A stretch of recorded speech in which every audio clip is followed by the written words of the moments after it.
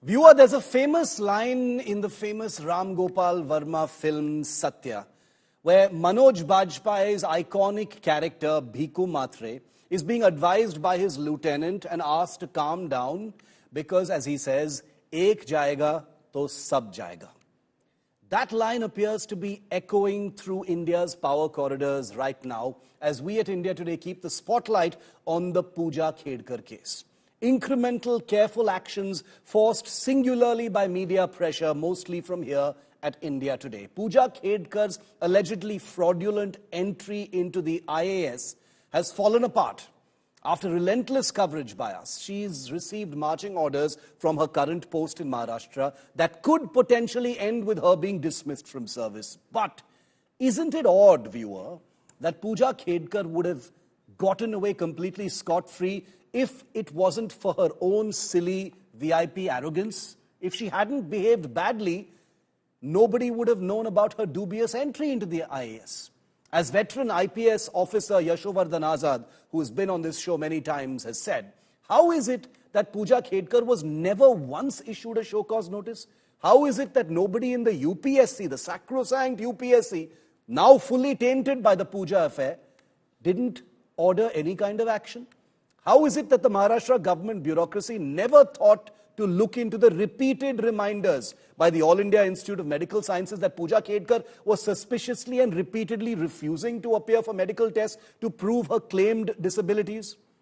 Will the entire system now unite to ensure Puja Khedkar goes through this entire crisis unscathed simply because ek jayega to sab jayega? Because Puja Khedkar couldn't have acted alone. There have to have been other facilitators across the entire chain, whether at the UPSC or in AIMS, within the IAS, within the Maharashtra government, within the centre, who knows? Azad, Yashovardhan Azad, feels that the Puja Khedkar case will likely evaporate because everyone is looking over each other's shoulders. Everyone has each other's back. Ek jayega to sab jayega. They know this. And it is for this reason that the media spotlight on this story cannot afford to disappear.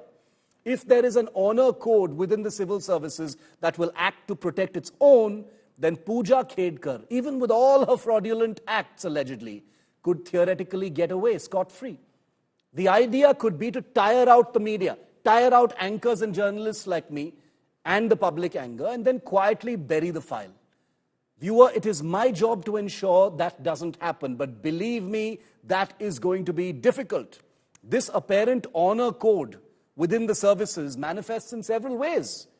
For instance, today an Indian Foreign Service officer, as you can see, responded to a tweet of mine on this particular story, sarcastically saying it was cute that anchors were standing up against lying, which is fine. As an anchor, I'm fully open to attacks on my integrity and my past record, and I'm very happy to engage, and I always do. But this tweet also shows that there's a subliminal sense of possible fraternity within the civil services. Ek jayega to sab jayega. So let's attack the messenger. Those in the services perhaps feel attacked about a story that's literally about deception and misconduct of just one individual. But this story has become much bigger than the IAS had perhaps expected. Those of you tracking our non-stop focus on this story have also seen how this one news break by us has opened the veritable floodgates. Social media and WhatsApp groups are now filled with allegations about more IAS and IPS and IFS officers, which contradicts the theory of an honor code within the services. I would attribute these floodgates opening to even IAS officers seeing the current spotlight on Puja Khedkar as an opportunity to either whistleblow or settle scores or indulge in vendetta games. Again, it is our job in the media to ensure that while substantive allegations are investigated and we dig deeper into the clear rot that exists, honest, upright officers should never face harassment at any level.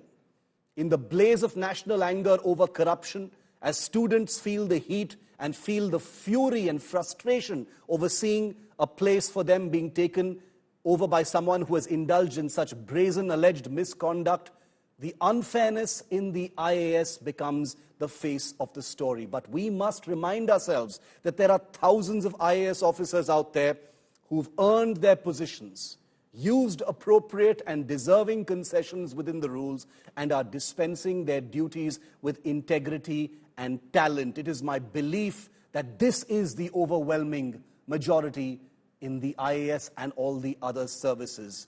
The bad apples are the ones we are talking about. This campaign is not about the honest.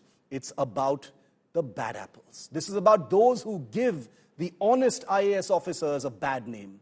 It is about those like Puja Khedkar and potentially 400 others like her who've used duplicity and criminal manipulations, allegedly, in order to break into that most elite and sacrosanct of services. And please remember, viewer, this story, this campaign is not personal.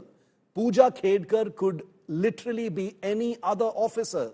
She happens to be here because she is only the face of the story, and that's because it is she who inadvertently provided us the opportunity with her behavior to shine the light into what goes on inside.